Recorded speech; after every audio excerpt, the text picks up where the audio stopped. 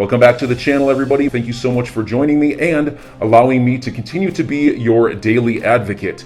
If you're new here or you're not subscribed for any reason, please do me a huge favor and hit the subscribe button.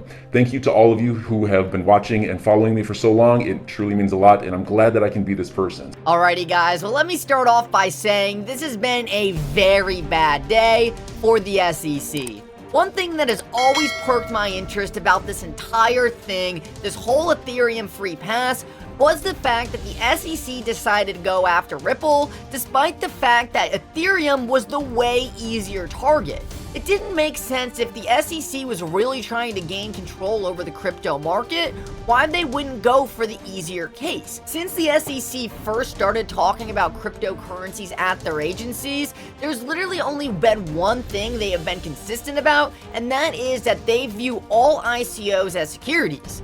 Now this begs the question, if the SEC was really trying to go after different cryptocurrency companies to gain control over the industry, why would they go after a firm like Ripple who never held an ICO when they had such an easy target in Ethereum? The SEC had made it clear for years that they viewed all ICOs as a securities offering, and that's pretty much been the only thing the SEC has been consistent on. Yet, they very obviously let Ethereum get a free pass with their ICO and then continued to go after a different project who never did an ICO. This raised some serious alarms for me because when I looked at this, I was like, the SEC strategy literally doesn't make any sense. They picked the hardest target to go after and are trying to enforce policies they never made clear to the market. It almost seemed to me like Ethereum was given some kind of immunity because they were able to do things that no one else in the industry would ever be able to get away with. Right here, we can see on the Consensus website, they literally had a tab on their website for retail investing. This is something that Joseph Lubin, the leader of Consensus and the Ethereum Foundation, has specifically told us that the SEC told him this is a no-go. You are not allowed to market your token as a retail investment. And this is something the Ethereum Foundation and Consensus seem to have no problem doing. This is all while Ripple is being sued for almost this same exact thing. And the funniest part is Ripple went out of their way not to do things like this. So it shows that the SEC is holding different projects to completely different standards. And this is one of those things very early on that made me realize that this case has nothing to do with Ripple doing something wrong, and that there was something so much bigger going on behind the scenes that was really driving this case forward. And what was this thing going on behind the scenes? Well, Empower, a third-party agency investigating the SEC, actually released some exculpatory emails today that divulges right into that. Now, just remember, we're going to talk about later in this video directly how this can be used by Ripple in their case against the SEC, but it's super important to point out how insane these emails are. These aren't just normal bad. These are really bad. Let's take a look at what John Deaton said. He said Hinman didn't just have a retirement benefit. He had an ongoing financial interest in the success of Simpson Thacher. The better his law firm did, the better he did. Helping clients equals money. Ethics told him not to meet with his partners, yet he continued to. He was a double agent. So the emails that got released today, and we're about to go through them, directly shows that Bill Hinman was getting paid by lawyers working with the Ethereum Alliance to promote policies that were pro-Ethereum. This shows that when Bill Hinman gave the Ethereum Free Pass speech, he was completely corrupted and gave the speech in the interest of the Ethereum Foundation. This is very obviously the most likely reason why the SEC chose to go after a project like Ripple rather than Ethereum. Despite the fact that Ethereum was a way easier case, the Ethereum Foundation was simply paying off the people who were bringing the enforcement actions. Therefore, rather than taking the easy case, the case that actually made sense for the SEC to make, they chose to go after a party like Ripple, who for all intents and purposes were only trying to do the right thing. They were meeting with lawyers, they were meeting with the SEC, saying how do we get the same compliance status as Ethereum? And yet they were just met with a lawsuit and given no answers. It is obvious that the SEC was picking winners and losers at the time, and you guys are not going to believe it when we break into these emails. So this is an email chain that got released today between the SEC Ethics Office and Bill Hinman.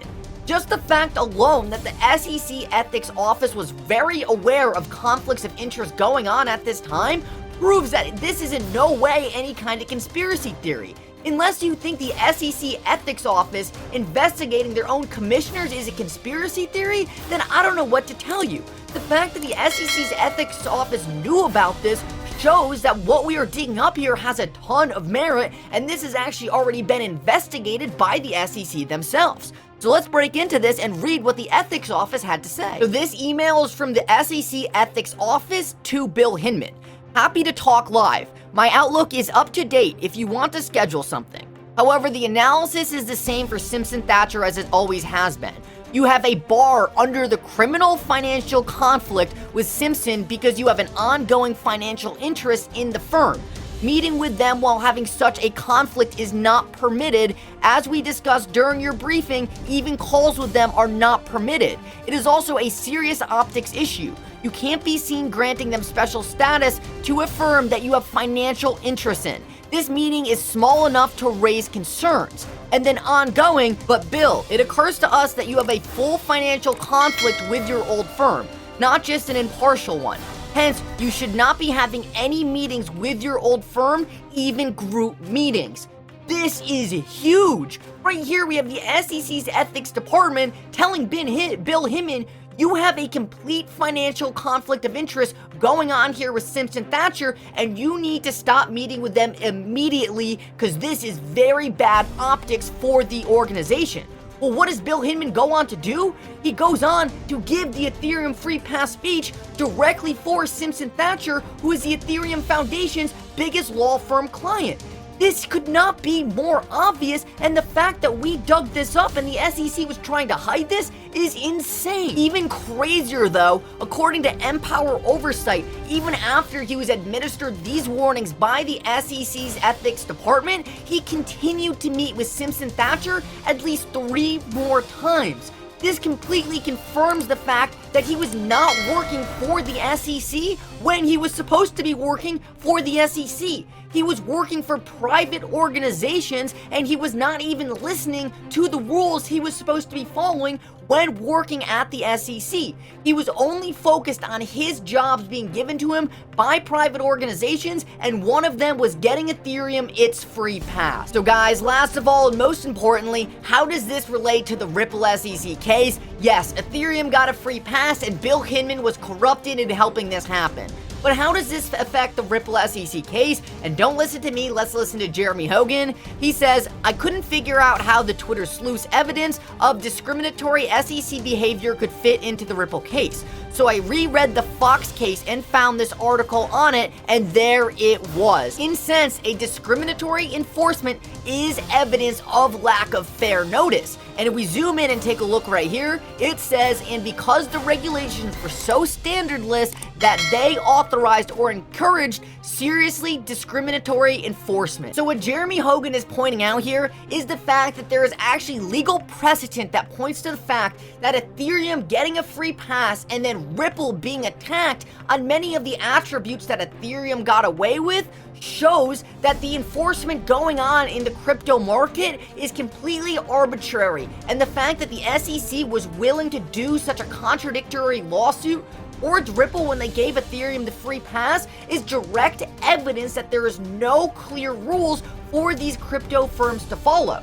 So this is a direct booster of Ripple's fair notice defense and shows that despite the fact that they tried to do everything they could to be a responsible custodian of the XRP, it didn't matter because the SEC could always turn around and one day say, hey, there's no rules, so based on the rules we made up today, you're out of compliance, and that is exactly what happened. The good news about all of this, though, is that the XRP community is on top of this. The SEC pissed off the wrong people. We are not gonna let them get away with this, and this is evidence found by the community that is being brought to the court showing that the SEC is way out of line and we are not gonna stand for it. I really like this tweet from Ashley Prosper. She said the SEC messed with the hornet's nest when they went after after Ripple, hashtag XRP. So enjoy your day, everybody. I'm always here for you.